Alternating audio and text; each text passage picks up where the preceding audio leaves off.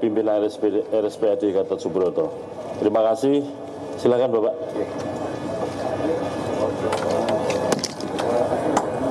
Assalamualaikum warahmatullahi wabarakatuh. Salam sejahtera, selamat pagi, salam, Om Swastiastu. Yang terhormat Ketua KPU Republik Indonesia beserta komisioner dan seluruh staf, juga kami bersama dengan Waka dan Kepala Medikal Kecap RSPAD Gatot Subroto.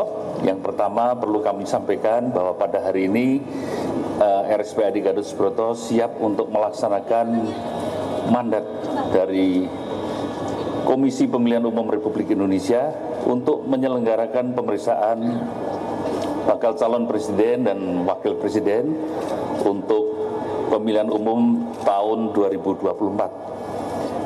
Pemeriksaan ini intinya supaya bisa melaksanakan undang-undang, yaitu bahwa bakal calon presiden atau calon presiden dan wakil presiden itu harus sehat jasmani, sehat rohani, dan bebas dari penggunaan narkoba.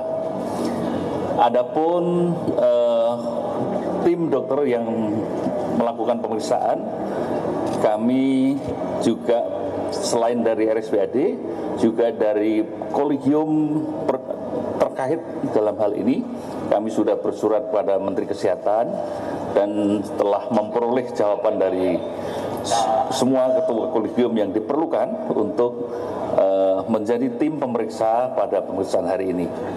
Kurang lebih sekitar 50 orang dokter, baik yang langsung terlibat maupun di dalam kepanitiaan, dan pemeriksaan akan dilaksanakan dengan durasi kurang lebih antara 8 jam sampai 10 jam.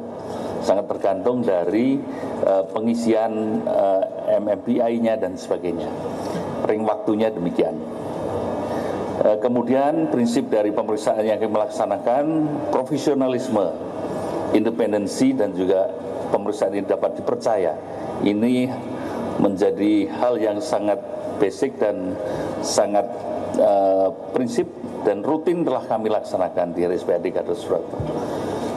Terima kasih. Wassalamualaikum warahmatullahi wabarakatuh.